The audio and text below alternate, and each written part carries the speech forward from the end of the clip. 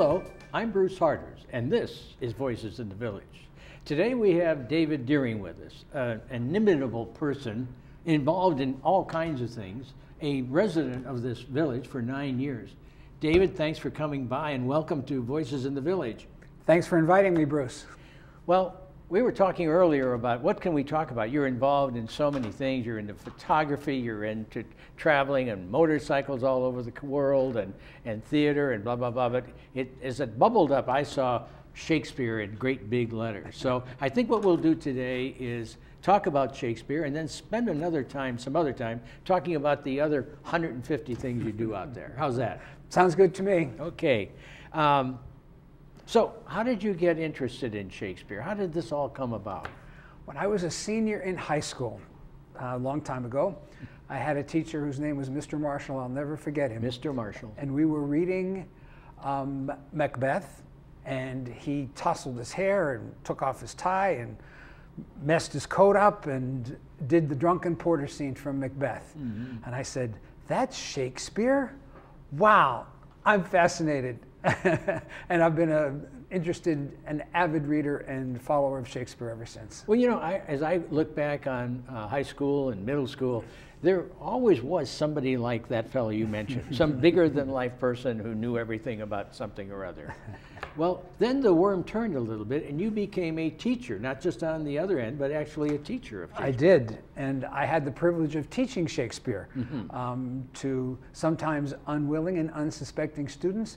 But mostly my view of Shakespeare is that it needs to be seen, okay? You need to see it, you need to read it out loud. Sitting at home in your room reading Shakespeare can get a little tedious and very difficult to understand. Yeah. But to see it, it's just magic. And I made every effort to make sure that my students got to see it.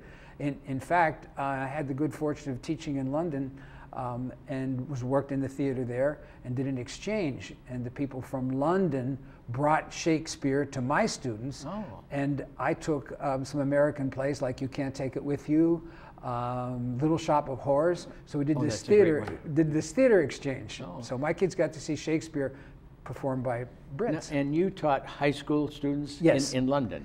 Yes. At one particular high school, one particular class? Yes, yes. So did you find it any different teaching English kids who kind of get Shakespeare drilled in their head every day in a sense than you did your own students back home?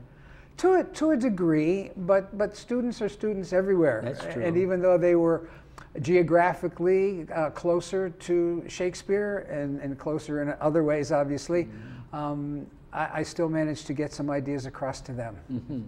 Well, when we think of Shakespeare, it's just not the lines that we think about, is it? Look at all the other stuff that's related to Shakespearean stuff. Is that correct? Yes, yes. Shakespeare left no stage directions. Here's the characters drawn out, okay? Well drawn out characters, complex characters, multi-level characters, but he never put any stage directions in. And so producing Shakespeare lends itself to so many different interpretations.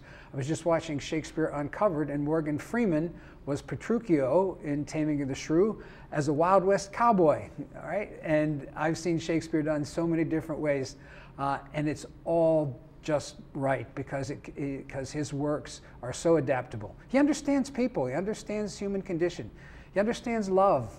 A universal man. Exactly. Exactly. And there have been a couple of movies made of Shakespearean dramas, and I've seen a few of them, and I thought every one of them was so beautifully done because they have all of the scenery, all of the outdoors, and everything with that. And the elaborate costumes, elaborate Elizabethan costumes. That's right. Now, you were the first person ever to take Shakespeare to Clubhouse 3 stage. Tell us about that.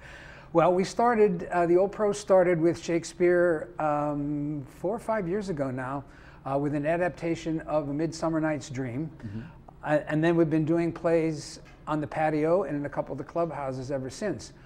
Last year, in September, we did Macbeth. We thought, let's venture into the world of tragedy.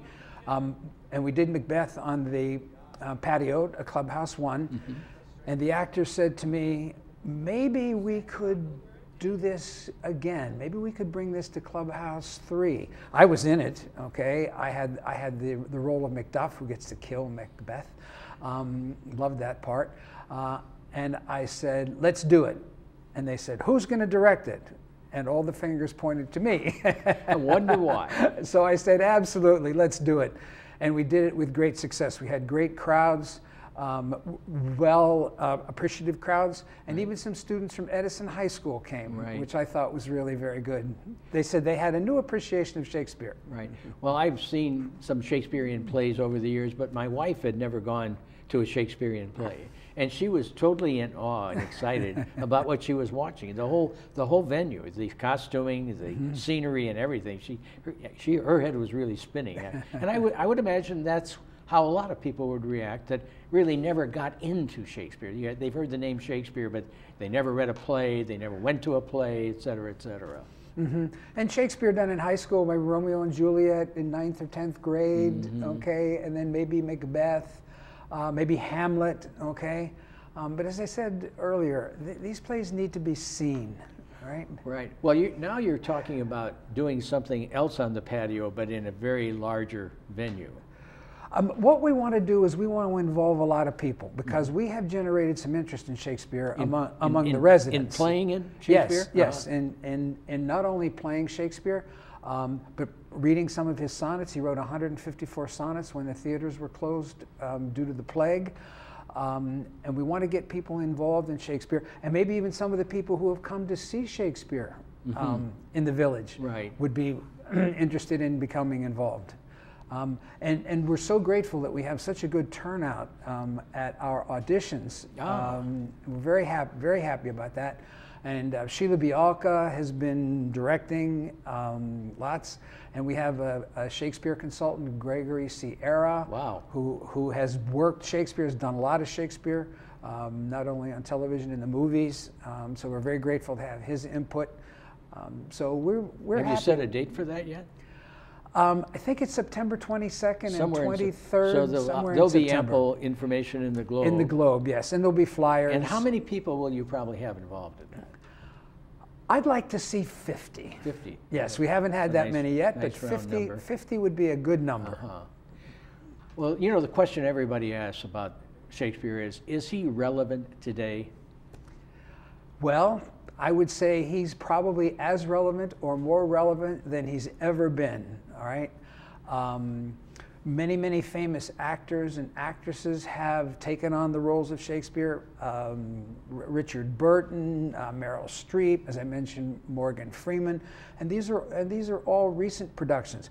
There was a new Globe built where the old Globe used to be. You mean in London? In London, yes. I had the good fortune of taking students to that as part of my exchange experience.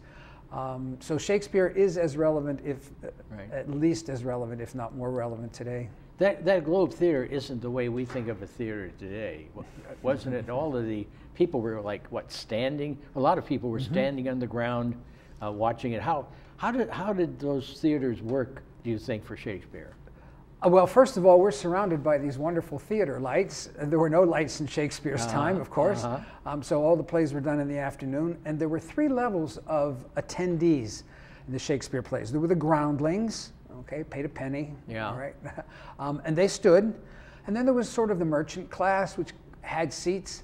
And then often royalty or people of the higher order had really good seats up in the balcony, okay?